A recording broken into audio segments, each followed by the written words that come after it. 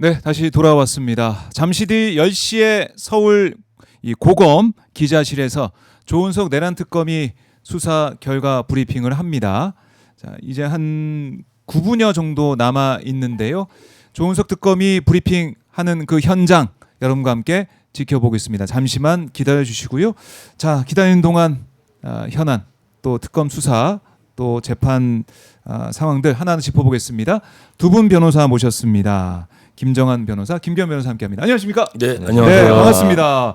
두 분은 같이 또 제가 처음 뵙습니다. 예, 저희는 좀 자주 방송에서도 호흡도 네. 맞춰주고 계신데 스튜디오가 꽉 차는 느낌이 드네요. 좋네요. 제가 있으면 좀 꽉 차는 느낌. 예, 무게 중심 딱 잡아줘서 너무나 고맙습니다. 자, 오늘 내란 특검 수사 결과 발표가 있습니다. 일단은 지금 아직 결과 발표 전인데 두 변호사 어떤 예상을 좀 하시는지 잠깐씩 들어볼게요. 김정은 변호사 먼저 들어볼까요? 네. 어떤 예상이라기보다는 예상보다는? 저는 오히려 이제 특별검사 6개월 너무 아쉽거든요. 네. 이게 저는 사실 제일 아쉬운 순간이 작년 내란 이후에 12월 9일이었나요? 원래 특검법이 한번 통과가 됩니다. 1차 특검법. 네. 예. 그런데 이제 최상목 권한대행 최상목 씨였나요? 그때 네. 거부권을 행사하죠. 그리고 2차 특검법까지 거부권을 행사해서 지금 결국 6월 달부터 특검이 시작됐는데 그러다 보니까 수사 초기에 가장 중요한 그 내란과 관련된 그 서로 간의 모의 정황이라든지 각종 증거들 놓칠 수밖에 없었고 아마 오늘 발표에서도 네. 수사 초기에서 어떤 증거 수집의 어려움 그런 부분들을 또 좀 소회를 밝히지 않으실까 또 그런 것도 예상을 좀 해봅니다. 네, 알겠습니다. 저희가 예상하고 있는 그런 부분들, 아쉬운 부분들 짚어주셨고요. 김기현 변호사는 어떻게 보십니까? 사실 뭐 지금까지 기소가 계속 이루어지면서 뭐 공소장이나 이런 부분들이 일부 또 언론에 공개되기도 하고 네. 했기 때문에 지금까지 나왔던 거를 뭐 넘어서는 뭐 추가적인 어떤 뭐 사실관계 공개라든가 이런 것들이 뭐 드라마틱하게 있을 것 같지는 않고 이미 네. 공개가 다 됐으니까 역시 김정한 변호사님 말씀 주신 것처럼 대부분 지금까지 있었던 소회라든가 막 이런 것들을 위주로 좀 마치 이제 종합편을 보듯이 네. 그렇게 그냥 또 짚어 나가는 과정이 되지 않을까 싶습니다. 그래요. 어떤 내용의 브리핑을 할지 좀 지켜봐야 됐고 이제 뭐 공교롭게도 윤석열 탄핵소추안이 국회에서 가결된 지 거의 뭐 딱 1년이 지난 이런 상황이 됐습니다. 그때 이제 이런 결과 발표가 있는 거 아니겠습니까? 그렇죠. 그때 참 조마조마했던 기억이 있어요. 사실 조마조마할 이유가 없었는데 그 국민의힘의 이상한 포지셔닝을 취하면서 갑자기 이게 뭐 탄압받는 듯한 어떤 포지셔닝을 취하면서 200명을 넘느냐 안 넘느냐에 대해서 문제가 생겼었죠. 생각을 해보면 비상계엄이 위헌이라는 거는 그냥 그저 너무 명백했거든요. 비상계엄은 그냥 헌법에 전시 또는 그에 준하는이라 그래가지고 네. 아주 예외적인 경우에만 발동할 수 있는데 대한민국 국민 누가 그 당시에 비상계엄의 요건 자체를 우리가 뭐 국무회의의 의결이니 그런 절차적 요건 말고도 네. 지금이 현재 비상계엄 상황인가라는 것에 대해서 누가 동의를 할 수 있었겠습니까? 비상계엄이 이루어지면 행정과 사법을 군에 종속시킨다는 게 사실은 행정과 사법이 정상적으로 작동할 수 없는 상황이다. 라는 판단이 들 정도가 되어야 비상계엄을 발동하는 거였거든요. 네. 근데 그 당시에는 사실 그 국회에 군인이 들어가는 모습이라든지 전혀 비상계엄과 관련된 위헌성을 국민이 납득할 수 없는 상황에서 오히려 탄핵이 소추가 진행이 되는데 그게 200명이 되는지 안 되는지를 그 당시에 너무 고민하고 있을 때 저 너무너무 답답했었거든요, 당시에. 예. 그렇죠. 예. 그 이후에 헌재 진행까지도 예. 뭐 다행스러운 시간들이 지나가긴 했지만 헌재까지 지나가는 시간들 중에서 무엇인가 굉장히 많이 늦어지고 뭐 좀 소모적인 논란이 있으면서 빨리 비상계엄을 정리하지 못하니까 지금까지 1년 동안이 지났는데도 내란과 관련된 재판 하나 결과가 하나 나오지 못한 어떤 계속 지지부진하게 좀 늦어지는 계기가 또 되지 않았나 그런 생각도 해봅니다. 네. 그래요. 1년 전 생각이 나고. 지금 보면 특검이 3개 특검이 있지 않습니까? 김건희 특검은 제외하고 내란 특검이랑 해병 특검의 공통점이 뭐냐면 사실 국민들이 기대하는 바가 궁금해하는 바가 내란이나 수사 외압 이거를 이게 되냐 안 되냐가 궁금한 게 아니에요. 그거는 너무나 명백하잖아요. 외압이었던 거 명백하고 맞아요. 내란이었던 거 명백하잖아요. 근데 국민들이 궁금해하는 거는 왜 했냐는 거예요. 왜 했냐? 내란 왜 일으켰냐? 그러니까 그리고- 하필이면 그날 음, 화요일 밤에. 그렇죠. 그리고 해병 특검 같은 경우에도 수사 외압을 왜 했냐, 왜 임성근 구하려고 그 난리를 쳤느냐 네. 하는 부분인데 그 부분이 해병 특검에서도 그렇고 내란 특검에서도 도대체 왜 내란을 일으켰냐 국민이 제일 궁금해하는 부분이었거든요. 네. 그 부분에 대해서 수사가 미진하다는 지적이 계속되어 왔었고 아. 예, 국민들도 거기에 대해서 궁금해하는데 아마 이제 오늘 좀 이따가 내란 특검이 직접 발표를 하면서 왜 도대체 내란을 일으켰는가에 네. 대한 궁금증이 좀 해소될 수 있을까 예, 기대가 좀 됩니다. 네, 조은석 특검이 입장했습니다. 브리핑 함께 보고 오시겠습니다. 네, 지금 발표하겠습니다.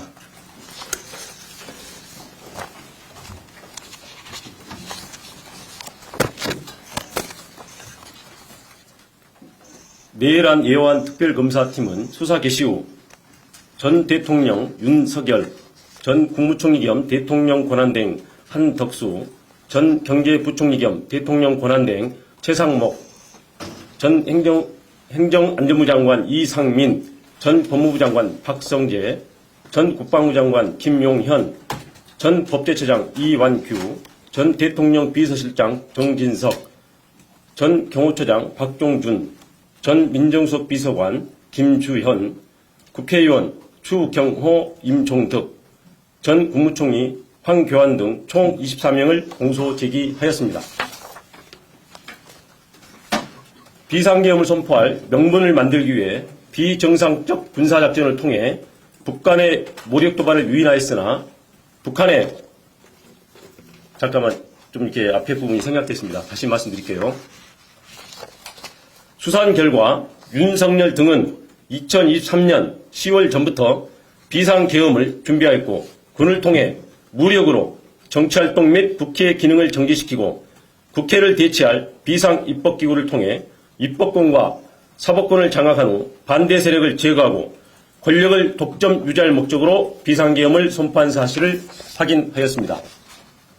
비상계엄을 선포할 명분을 만들기 위해 비정상적 군사작전을 통해 북한의 무력 도발을 유인하였으나 북한이 군사적으로 대응하지 않아 실패하였고 이에 윤석열, 김용현, 노상원, 여인영 등은 국회에서 이루어지는 정치활동을 내란을 획책하는 반국가 행위, 반국가 세력으로 몰아 비상계엄을 선포하였습니다.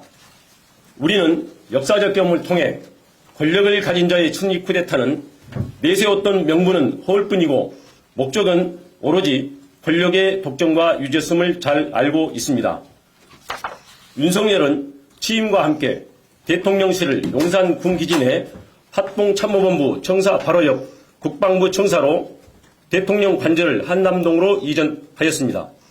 그 결과 대통령이 군 지휘부와 함께 군 기지 내에 위치하게 되었고 대통령과 경호처장 지척에 국방부 장관과 합참의장 공간 등 주요 군 지휘부의 공간이 이치함에 따라 대통령과 군이 밀착되는 여건이 조성되었습니다.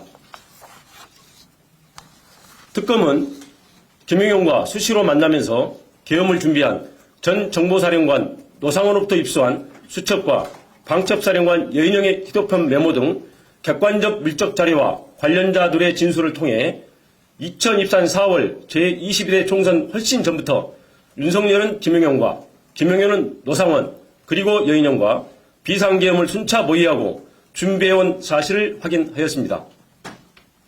김용현과 노상원은 2023년 10월 군 인사를 앞두고 육군참모총장, 방첩사령관, 지상작전사령관 등 군 인사 방안과 비상계엄 시 진압권이 될 수 있는 구사단과 34단에 대하여 논의하였고 2023년 10월 이후 그들의 논의한 대로 육군참모총장 박안수, 방첩사령관 여인영, 구사단과 34단을 관할하는 지성작전사령관이 보임되었습니다. 윤석열과 김용현 등은 그 이후 비상계엄 시기를 총선 후로 확정한 후 총선 결과에 상관없이 비상계엄을 결행하되 그 방법을 어찌할 것인가 등을 논의하였고 2024년 3월경부터 안가와 관저 등에서 만찬 등을 통해 비상계엄에 동원할 방첩사령관 여인영, 수방사령관 이진우, 특전사령관 박종건 등 군사령관들을 상대로 우호적이지 않게 전개되고 있는 정치 상황을 종북 좌파 등에 의한 국가적 이의 상황으로 인식하도록 유인하면서 군이 나서야 된다는 등 비상계엄 필요성에 대한 인식을 공유시키고 비상계엄에 대한 윤석열의 의지를 주지시켰습니다. 그 과정에서 윤석열과 김용현은 2023 7월 나토 정상회의 참석을 마치고 들린 화해회에서 동행한 강호필 합참차장에게 한동훈은 빨갱이다, 군이 참여를 해야 되는 것 아니냐며 한동훈에 대한 적개심과 비상계엄의 필요성을 말하였고, 이에 강호필이 국방장관 신원식 합참의장 김명수에게 윤석열의 발언을 보도하자 신원식은 김용현에게 계엄 반대사를 강하게 표명하였고, 윤석열은 국방장관을 신원식에서 김용현으로 전격 교체하였습니다. 국방장관이 교체되자 야당은 비상계엄 선포를 강하게 제기하였고, 대통령실, 김용현, 국무총리 한덕수는 거짓선동, 정치선동, 있어서도 안 되고 있을 수 없다며 비상계엄 가능성을 일축하였습니다. 그러나 김용현과 함께 비상계엄을 준비한 노상원은 2024년 9월 9일 정보사 관계자를 직접 접촉하여 특수요원 중 사격 잘하고 폭파 잘하는 요원 7, 8명 선발을 요청하는 등 인력 자출을 시작하였습니다. 그리고 적 행동이 먼저임, 전시 또는 경찰력으로 통제 불가 상황이 와야 함, 단기간에 효과를 볼 수 있는 천재 이루의 기회를 찾아서 공략, 불안정 상황을 만들거나 또는 만들어진 기회를 잡아야 체면이 손상되어 대응할 수밖에 없는 타겟팅 등 여인영의 이득범 메모와 관련자들 진술을 통해 윤석열, 김용현, 여인영이 비상계엄 선포의 명분을 만들기 위해 북한의 무력 도발을 위할 목적으로 2024년 10월부터 다양한 비정상적 군사작전을 실행한 사실을 확인할 수 있습니다. 그러나 합참의 소극적 태도, 우크라이나 파병 등으로 북한이 무력 대응에 응하지 않아 비상계엄 명분 확보에 성공하지 못하였고, 이에 윤석열 등은 당시 정치 상황을 활용하여 행정과 사법 기능 마비 등 계엄 선포 사유가 없음에도 야당의 입법 및 공직자 탄핵과 예산 편성을 행정과 사법 기능을 마비시키는 내란에 해당하는 반국가 행위로 몰아 반국가 세력을 신속히 척결한다는 명분으로 2024년 12월 3일 심야에 비상계엄을 선포한 것입니다. 김용현과 비상계엄을 준비한 노상원의 수첩에 차기 대선에 대비 모든 좌파 세력 붕괴, 행사 후 국회 정치개혁, 민심관리 1년 정도, 헌법 개정, 국가안전관리법 제정, 선거구 조정, 선거법 박탈, 최상목 지시 문건에 국회에 전입되는 예산 차단, 국가 비상 입법기구 예산 편성, 이상민, 조지호, 김봉식 지시 문건에 5개 언론사 단전 단수, 민주당사 봉쇄, 여인영 메모에 정치인 체포 명단, 체포조 운영을 통해서 윤석열 등은 무력으로 정치활동 및 국회의 기능을 정지시키고 국회를 대체할 국가 비상 입법기구를 통해 입법권과 사법권을 장악한 후 반대 세력을 제거하고 권력을 독점 유지할 목적으로 비상계엄을 선포했음을 확인할 수 있습니다. 검찰총장 재직 시 집권당과 대립하다가 검찰총장직에서 물러나 2021년 6월 29일 대통령 출마 선언을 하면서 집권당을 거대 의석을 가지고 자유와 법치를 부정하는 세력으로 규정한 윤석열은 2022년 11월 25일 국민의힘 지도부와 하는 만찬 자리에서 비상대권이 있다, 총살당하는 한이 있더라도 싹 쓸어버리겠다 라며 정치적 반대 세력에 대한 적대감을 드러낸 사실이 있고, 2024년 7월 강호필 합참차장에게 자신이 법무부 장관으로 임명하였던 국민의힘 당대표 한동훈을 빨갱이다 라고 말하고, 2024년 10월 1일 군사령관들과의 만찬 자리에서는 한동훈을 잡아오라, 총으로 쏴 죽이겠다 라고 말하였으며 마음에 들지 않는 법관을 체포하려 하였습니다. 이러한 사실을 통해 윤석열이 신념에 따른 것이 아니라 자신을 거스르거나 반대하는 사람을 반국가 세력으로 몰아 비상계엄을 통해 제거하려 한 사실을 확인할 수 있습니다.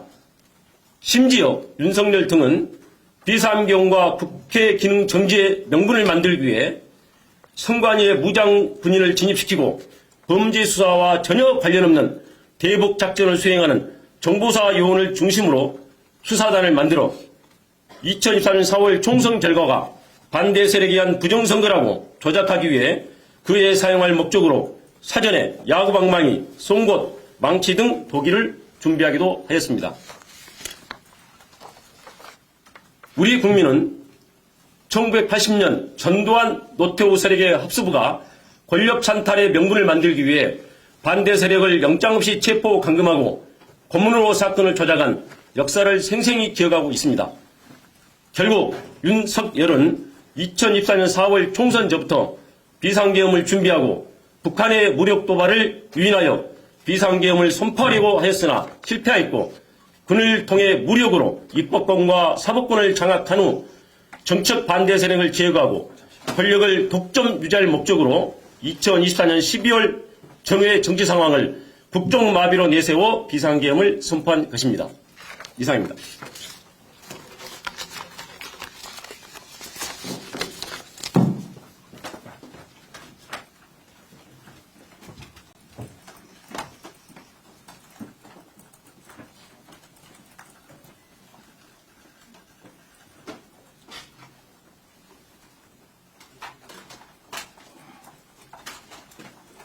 네, 조은석 특검의 수사 결과 발표가 마무리됐습니다. 자, 일단은 뭐 우리가 그동안 이제 들어왔던 그런 부분들 많이 또 확인할 수가 있었는데요. 김정은 변호사님 어떻게 들으셨습니까? 지금까지 있었던 쭉 그 공소 사실과 관련된 것들이 정리해서 말씀해 주셔서 아주 특별히 새로운 건 없지만 뭐 예컨대 총선 결과와 상관없이 비상계엄을 준비하였다라든지 준비 과정이 굉장히 길었다는 점 등을 다시 한번 좀 복기시켜 주셔가지고 네. 이 특검 브리핑을 보는 국민들로 하여금 이게 정말로 그 대한민국의 어떠한 내란 세력이 어떤 준비를 했구나라는 것들을 좀 이렇게 다시 한번 상기시켜 주시는 뭐 그런 발표를 하신 것 같습니다. 네.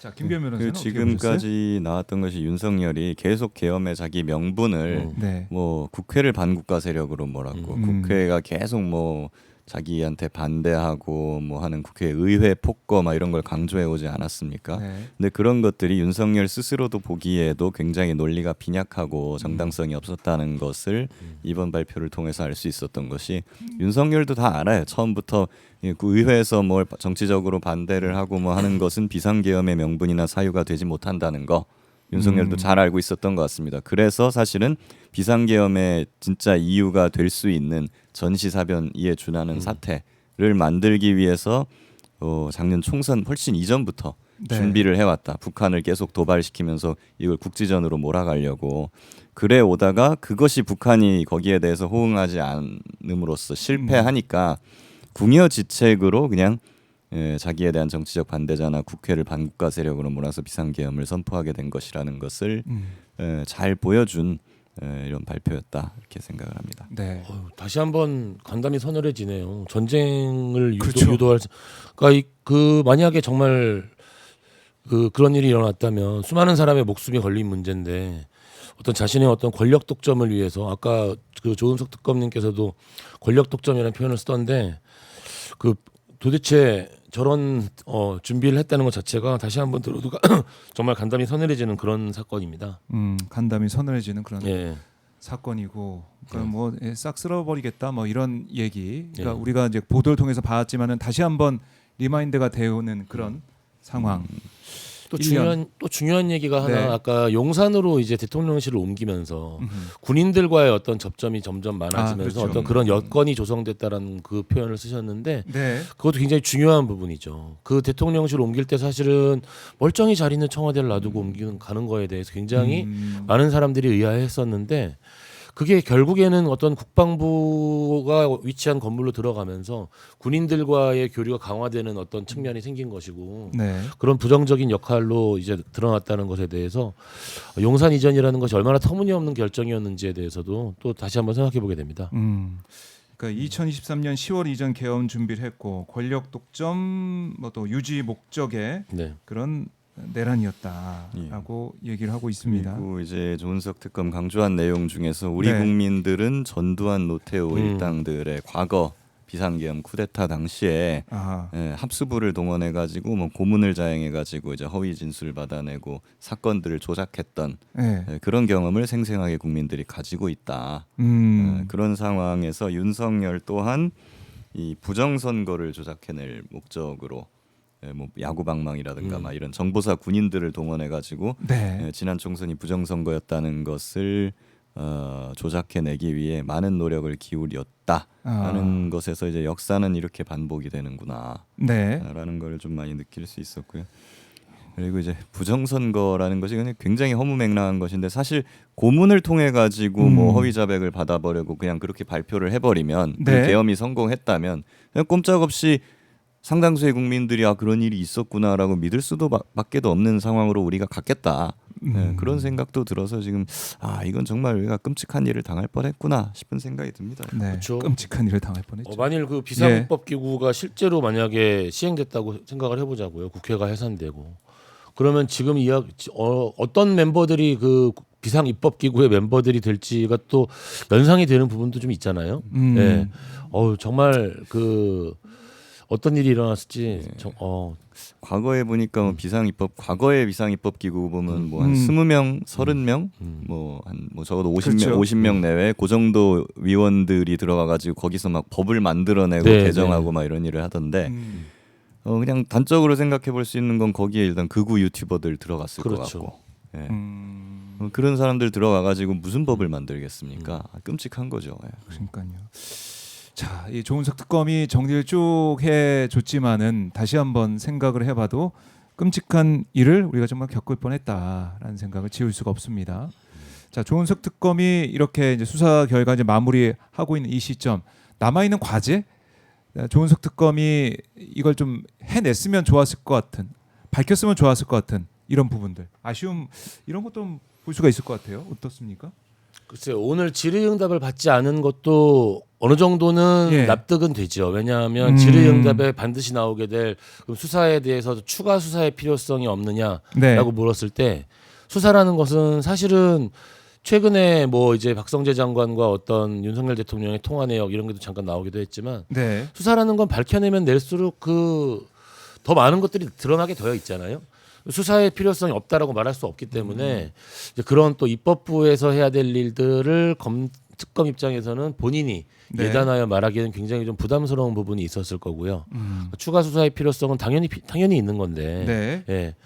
그런 부분도 있고 아무래도 구속 그 영장과 관련돼 가지고 이제 판사들의 어떤 구속 영장 기각에 대해서 검사 입장, 특별 검사 입장에서 그거를 이제 비판할 수밖에 없는 또 멘트를 해야 되는데 그것도 사법부와의 관계에 있을 때 좀 껄끄러움이 있으니까 그 질의응답을 받지 않은 것은 충분히 이해가 되고요. 그리고 이 조은석 특검이 이야기를 하는 과정에서 뭐 느껴지는 어떤 이런 부분들이 저는 그 아직도 밝혀낼 것은 더 있다라는 그 멘트가 어제 뒤에 좀 남아 있는 듯한 느낌까지 받을 정도로 좀 아직 범위가 좀 적게 부하 수행자에 대해서는 지금 전혀 뭐 밝혀진 게 없고 이런 부분들이 있으니까 그런 느낌이 드네요. 그러게요. 아쉬운 부분들이 있을 수밖에 없어요. 주신 것처럼 상당히 이제 고위급들에 대해서만 수사가 진행이 되었었고 그 부분에서도 사실 밝혀내지 못한 부분들이 있고 그러다 보니 중간 간부급들에 대한 수사가 어떻게 되고 있는 것인지 전혀 지금 뭐 알 수가 없는 부분들이 많습니다. 단적인 예를 들면 당시 국회를 봉쇄했던 경찰의 기동단장들, 경찰 수뇌부, 뭐 서울청장이나 뭐 이런 사람들까지는 기소를 했습니다만은 그 밑에서 실제로 국회를 봉쇄했던 지휘관들은 어떻게 되는 건지 그럼 여기에 대해서는 지금 사실 뭐 이렇다 할 발표가 없는 것 같고요. 그리고 노상원과 정보사 제2수사단 거기에 대해서도 뭐 그 이후에 추가적인 어떤 진행이 별로 없는 것 같고 김주현 민정수석을 비롯한 어떤 4인 회동 부분. 그리고 이제 외환이랑 드론 작전사 관련된 의혹들에 대해서도 사실은 국민들이 좀 궁금증이 여전히 풀리지 못한 부분들이 많습니다. 그래요. 그리고 이제 박성재 전 장관 이제 공소장에 김건희가 비중있게 등장한다. 이렇게도 우리가 좀 보고 있는 거 아니겠습니까? 이것도 지금 밝혀야 될 부분들이. 그것도 최근에 이제 드러났잖아요. 예, 최근에 드러났죠. 예, 최근에 드러났는데 텔레그램 저는 그게 메시지. 사실은 이해할 수가 없는 게 네. 오전 8시 44분에 용산이란 표현을 쓴단 말이에요. 그 텔레그램 메시지를 보면 용산에서 그러니까 이제 그 인사가 이루어진 이후에 검찰에 대한 인사가 이루어진 이틀 뒤에 어떤 그런 걸 주고받는데 그 내용을 보면 저는 이게 대통령이 직접 자신을 용산이라고 표현할 리가 없잖아요. 저는 그게 그럼 윤석열 당시 대통령 네. 윤석열 씨의 핸드폰을 마음대로 쓸 수 있는 사람은 누구냐라고 했을 때 김건희 씨가 보낸 게 아닌가라는 생각이 들 정도로 예 그런 의혹이 들더라고요. 거기 표현도 정말 천박하게 네. 뭐 개긴다 뭐 이런 그러니까 이런 표현을 쓰고 있잖아요. 이야기가 네. 이게 정말 한 나라의 대통령과 법무부 장관이 나눌 수 있는 대화의 수준이 되는 건지. 이게 무슨 뭐 드라마에 갖다 써도 이 사람들이 그렇게 보면 이게 대통령과 법무부 장관이 그런 대화를 한다는 걸 믿겠습니까? 근데 실제로 그런 대화가 이루어졌다는 거를 공소장에 있다니까 전 정말 어처구니가 없더라고요. 네. 많이 아쉬운 부분 중에 하나는 또 오늘 발표에서는 김건희가 전혀 나오지 언급이 되지 않았습니다. 많은 국민들은 지금 이 비상계엄이나 내란이 네. 물론 뭐 자기의 뭐 권력 독점이나 이런 욕심도 있겠습니다만은 역시 김건희에 대한 수사나 어떤 의혹 제기를 막겠다는 목적으로 이 비상계엄을 한 것이 아니냐고도 상당 부분 의심을 하고 있는 것이거든요. 그렇죠. 예. 그렇기 때문에 그런 부분에 대해서도 면밀하게 내란 특검에서도 수사가 이루어졌을 것으로 보이는데 거기에 대한 언급이 없었다는 점은 상당히 좀 아쉽고 제가 보기에는 특검 발표대로 2023년부터 비상계엄을 준비해 왔던 건 맞는 것 같아요. 근데 주저했던 것 같아요. 북한이 네. 호응도 잘 해주지 않고 뭐 그러면서 그냥 약간 이걸 하느냐 마느냐 하면서 이제 소강 상태로 있었던 것 그렇죠. 같은데 네. 그러던 와중에 결과적으로 방아쇠를 당기게 된 그 결정적인 그 이벤트는 명태균 게이트에서 이제 막 명태균 씨가 구속되고 김건희가 코너에 몰리면서가 아니었을까라는 생각이 들거든요. 그런 의심을 그렇죠. 해왔는데. 그렇다고 한다면은 이 비상계엄 계획이나 뭐 이런 것들이 당연히 김건희한테도 공유가 됐었을 것으로 좀 보여지고 김건희도 이런 부분에 심지어 기획에도 어느 정도 연루가 되어 있을 가능성도 상당히 높은 상황인데 네. 그 부분이 조금 아쉽습니다. 저는. 그러니까 언급이 없었던 누가 게. 보더라도 이 왜 화요일 밤에 그때도 사실 평일이기 때문에 의원들이 이 국회의사당 주변에 지역구 의원도 지방 지역구 의원도 국회의사당 주변에 있을 거라고 누구나 예측할 수 있고 네. 그것도 새벽 시간이 아니고 밤에 10시 넘어서 왜 그 시간을 선택했는지 궁금한 게 많아서 결국 김건희 때문 아니겠느냐라는 추측을 해왔습니다. 근데 오늘 조은석 특검이 거기 관련해서 얘기를 좀 할 걸로 일부 기대도 했었는데 그 얘기 없어서 좀 아쉽다. 그렇죠. 그게 수사가 제대로 안 돼서 그런 것인지 아니면은 글쎄요 어떤 이유가 있는지 모르겠지만 이 부분 국민들이 궁금해할 것 같아요. 한번 저희가 그 이후에 진행될 뭐 종합특검이 될지는 또 경찰에서 이어받아서 그걸로 끝날지 모르겠지만 좀 더 지켜봐야 될 것 같고 이 부분은 반드시 되어야 한다고 저는 보는 반드시 돼야 것이 된다. 과거의 특검이랑은 차원이 다른 특검입니다. 이거 예. 같은 경우에는 완전 전형적인 시국 사건이에요. 과거의 사건은 대부분 이제 부패 사건이었습니다. 비리나 부정부패였지 대한민국의 존립 자체를 근거를 뒤흔드는 그런 거에 대한 특검은 제가 알기로는 과거에는 없었어요. 이런 식으로 내란이나 외환과 같은 그렇죠. 이런 부분에 대해서는 사실은 특검으로는 약하죠. 역사적으로 봤을 때 보통은 네. 준전시 상황인데 준전시 상황이 끝나고 나서 세워지는 것은 보통 전범재판소나 혁명재판소이지 특검이 아니거든요. 근데 우리는 이걸 마치 부정부패나 그냥 좀 대형 비리 사건에 대응할 때나 쓰는 그런 특검이라는 제도로 대응을 한 것이 상당히 약한 겁니다. 그렇기 때문에 이런 부분에 대해서는 특검을 한 차례만 한다는 것은 사실 좀 말이 되지 않고 2차든 3차든 아니면 그것보다 더 강력한 어떤 특별조사기구든 간에 네. 계속 이어져야 된다. 왜냐하면 대한민국의 공화국을 위협한 범죄이기 때문에 계속 그 말씀을 좀 드리고 싶어요. 네. 김규현 변호사님 말씀에 저 완전히 동의하고요. 당연히 추가 특검 및 이 사안과 관련된 이제 정말로 지금 핵심적인 인물들만 기소가 된 상태인데 그 관련자들에 대한 수사는 당연히 더 깊고 넓게 이루어져야 되는 것이고요. 그 헌법 이야기를 조금으로 더 얹어드리면 대한민국 헌법의 재헌 헌법부터 대통령의 불소추 특권과 관련돼 가지고 두 가지 범죄를 제외한 게 내란과 외환입니다. 예, 유진호 그 초안 헌법 초안이 나올 때부터 아예 거의 쓰고 있거든요. 왜냐하면 내란과 외환은 대통령이 자신의 힘을 가지고 저지를 수 있는 범죄라는 거를 네. 대한민국 헌법은 이미 알고 있었어요. 그래서 이 내란죄에 대한 이 심판이라는 것은 헌법 사안인 거고 단순한 범죄에 대한 것이 아닙니다. 지금 특별재판부 그러니까 어떤 그 전범재판소 이런 부분까지 비유를 들어주신 게 굉장히 적절하다고 생각을 하는 게 네. 대한민국 헌법의 근간을 흔든 범죄이기 때문에 당연히 가장 특별한 절차에 의해서 저는 처리가 되어야 된다고 생각을 합니다. 그래요. 이제 그 점에서 뭐 이제 종합특검도 말씀하셨지만 네네. 내란 전담 재판부 이것도 어떻게 될 것이냐. 네. 국회에서 이제 본회의 통과 못했습니다.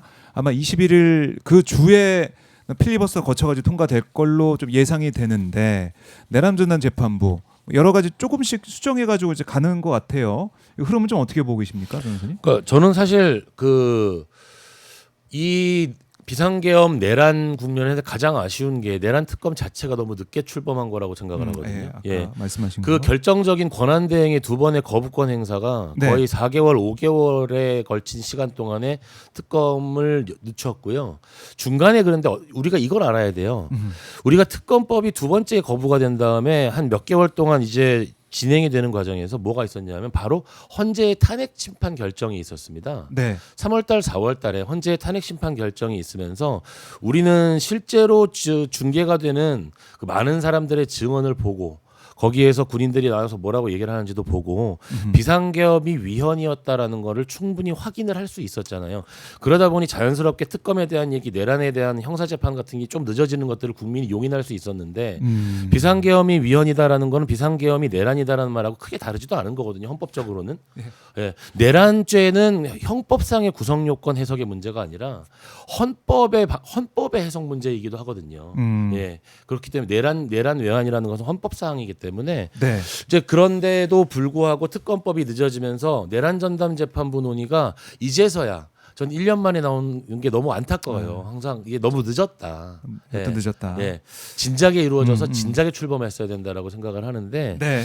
그러면 조금 늦기는 했지만 지금이라도 어떤 늦은 것에 대해서 1심을 지켜보고 2심으로 넘어간다라든지 어떤 조금 조정 좀 이렇게 미세한 조정 같은 것들을 신경을 쓴다면 네. 지금이라도 내란 전담 재판부는 출범해야 하고 한간에 이야기하는 위헌성과 관련된 부분은 이미 위헌성에 대해서 크게 걱정하지 않아도 되는 정도의 합헌적인 법률이라고 생각을 하고 있습니다. 네. 김기현 변호사도 내란 전담 재판부. 네, 저는 지속적으로 내란 전담 재판부는 위헌이 계속. 아니다. 이것은 필요한 것이다라고 예. 말씀을 계속 드려왔어요.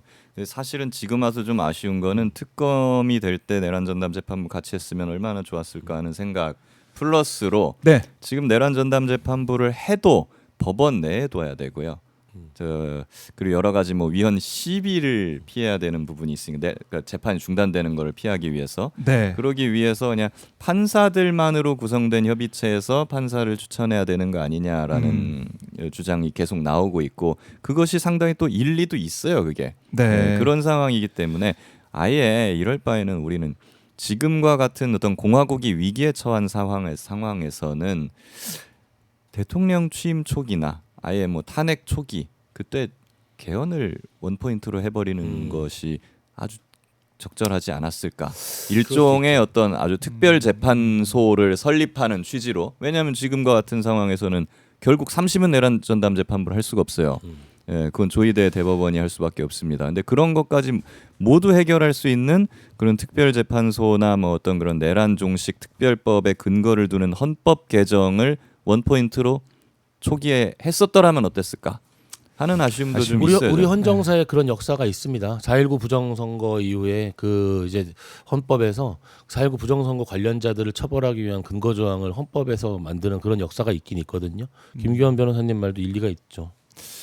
그래요. 그러니까 결국에는 이게 대법원으로 이제 가니까 어차피 그러면 이 조희대 대법원이 또 어떤 판단할 것이냐.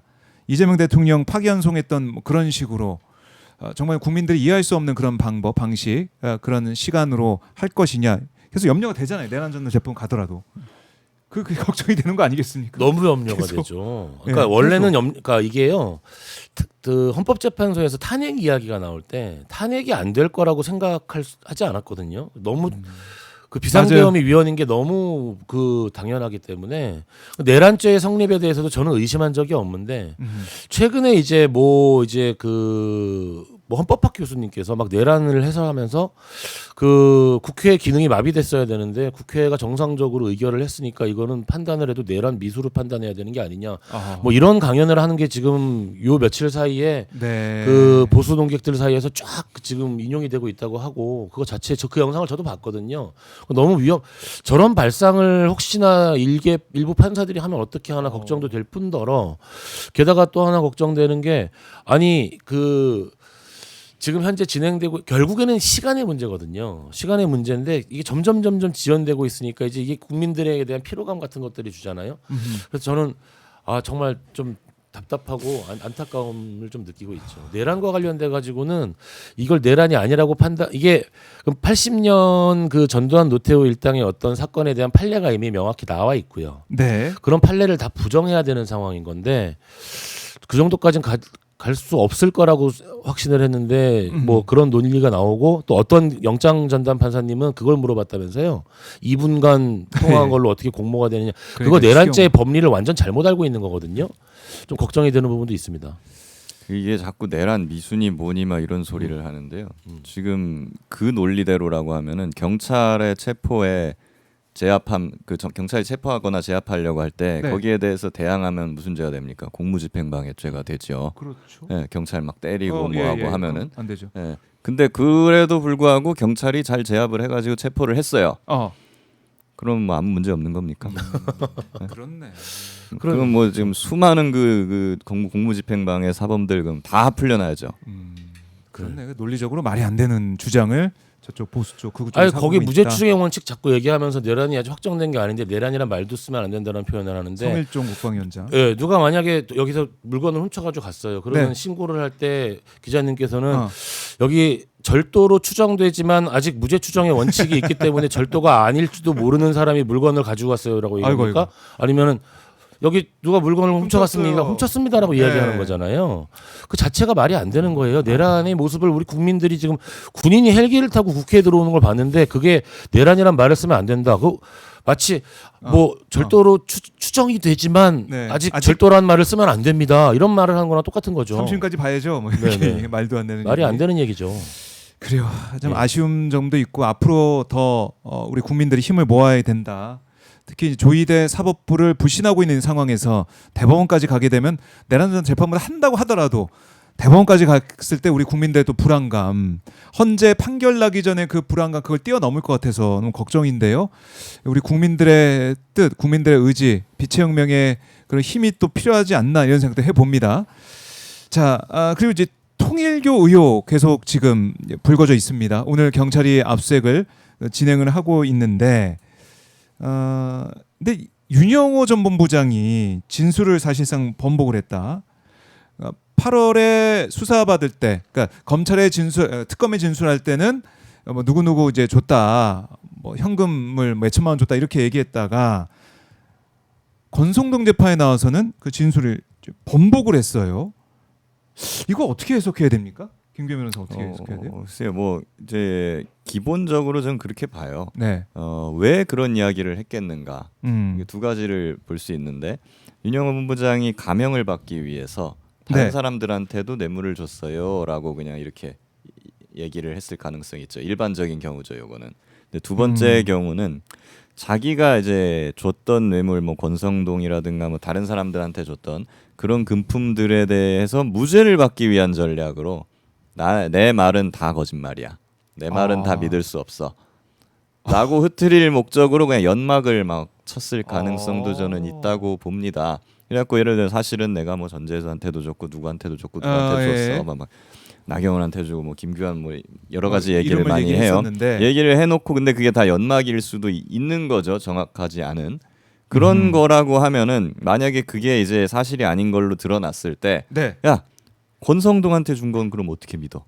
아하. 얘 다 거짓말을 하는데 그러면 이제 그 오. 기존에 공소 제기가 되어 있던 그런 것들도 뿌리째 흔들리게 되는 겁니다. 뭐 이런 어떤 연막 작전일 가능성도 배제할 수는 없겠다 싶은 생각은 들고요. 그리고 일단 첫 번째로 가명을 노리고 뭐 이런 걸 진술했다 하더라도 가명을 노리고 진술하는 것들은 사실 좀 신빙성이 많이 떨어지는 경우도 굉장히 많아요. 왜냐하면 가명받기 위해서 있는 거 없는 거 다 물거든요. 별로 정확하지 않고 증거가 굉장히 박약한 것까지도. 아하.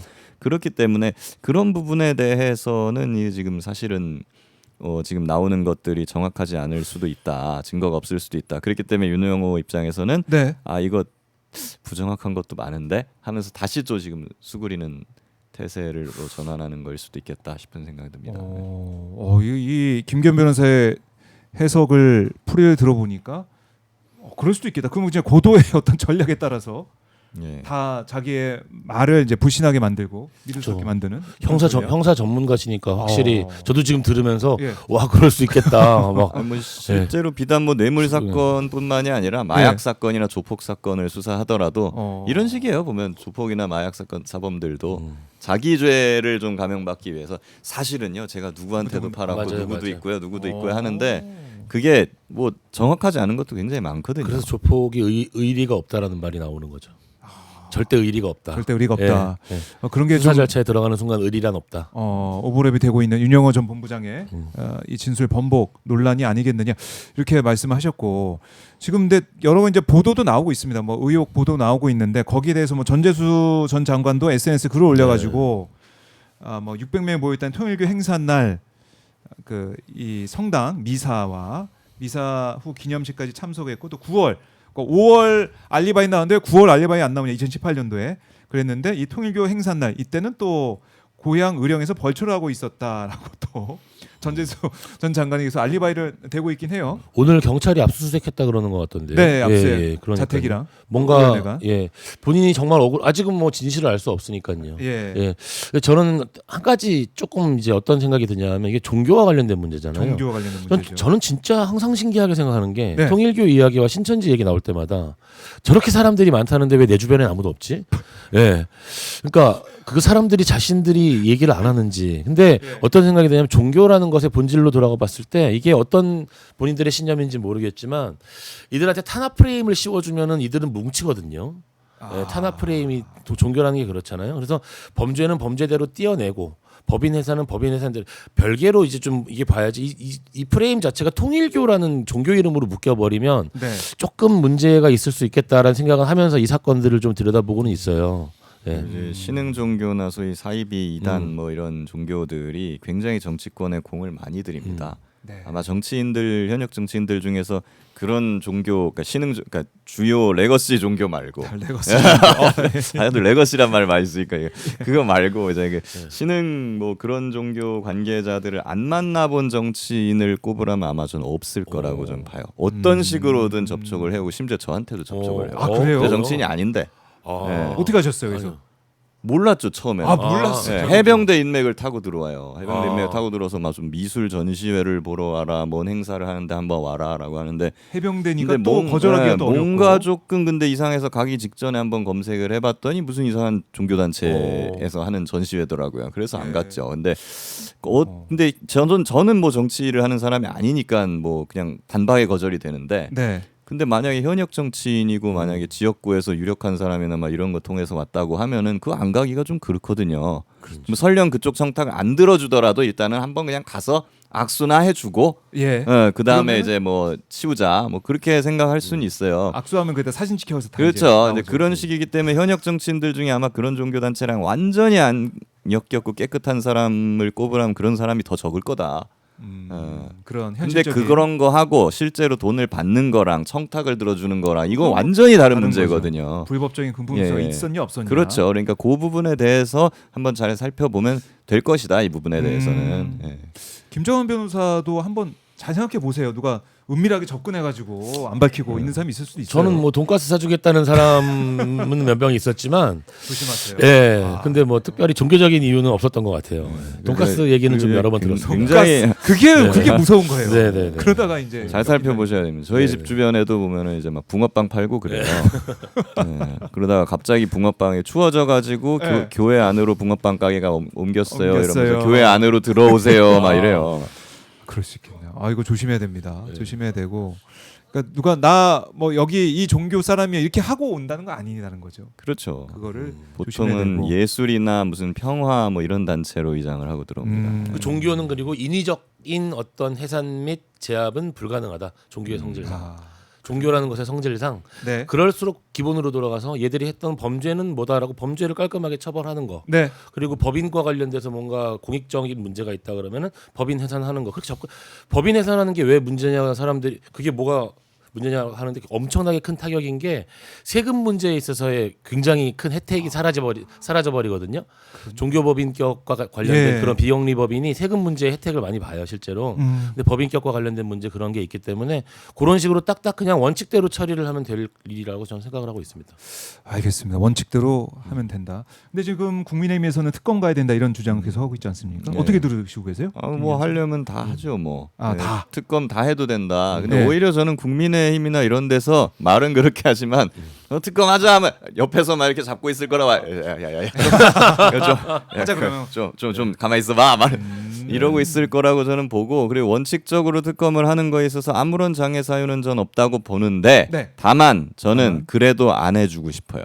제 개인적인 억한 심정 때문인지 모르겠습니다만은 제가 최상병 특검, 최혜병 특검을 맞아요. 그렇게 주장을 할 때 그렇네요. 거부권을 3번이나 행사를 해놓고 그러니까 거기에 저희는- 대해서 말도 안 되는 무슨 뭐 기존의 수사기관이 수사가 진행 중일 때는 특검은 하는 것이 아니다.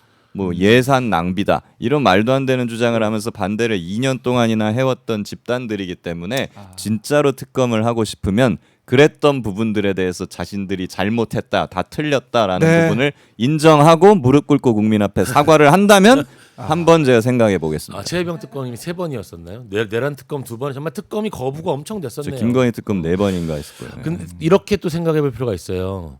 특검을 왜 하느냐라고 할 때 현재 있는 수사기관인 검찰과 경찰이 수사하기에 적합하지 않기 때문에 하는 거예요. 네. 내란 특검은 최혜병 특검은 왜 꼭 필요했느냐? 거기 연루된 관계자들이 다 검찰이 속해져 있고 네. 법무부 장관이 들어가 있고 이 범죄의 성질상 이게 단순한 경찰 검찰의 수사로는 어울리지 않는다. 특검법 이렇게 넘어가는 거거든요. 네. 그러니까 그럼 이게 완전 통일교회에서의 어떤 그뭐 자금 수수 문제라든 정치자금법 문제다. 이게 그럼 경찰과 검찰이 수사하기에 적합하지 않은 것이냐? 그렇게 보이진 그렇죠. 않거든요. 예, 그렇게 보이지 수사 의지도 않아요. 있어 예. 보이고. 또 만약에 또 관계자들이 뭐 수사기관에 많이 연루돼 있다 그러면 그때 발동할 수 있는 게 또 상설특검법도 있어요. 그러니까 뭔가 단계적으로 봤을 때 막 이 통일교와 관련된 새로운 특검법을 만들어 가지고 뭐 구속기관을 어떻게 하는 이럴 필요가 없고 네. 기존에 있는 수사기관이 수사를 잘 하도록 놔두면 되는 그런 종류의 사건이라고 보이거든요. 그렇네요. 그래서 네. 지금 당장 특검으로 가는 것은 문제가 있는 그런 시간 아니냐 이런 지적이 나오는 것 같습니다. 자, 두 분 저희가 뭐 앞에 내란 특검 수사기관 발표 보느라고 좀 시간이 짧아서 아쉽긴 한데 다음에 또 모시도록 하고 그동안 우리 변호사님 돈가스 네. 조심하시고요. 네, 네. 김 변호사님도 네. 붕어빵 붕어빵 조심하세요. 네, 네, 네. 막 말려들면 안 됩니다. 네, 요즘 추운데 붕어빵 조심하셔야 돼요. 조심하세요. 네. 고맙습니다. 다음 주에 뵙겠습니다. 감사합니다. 네, 감사합니다. 네.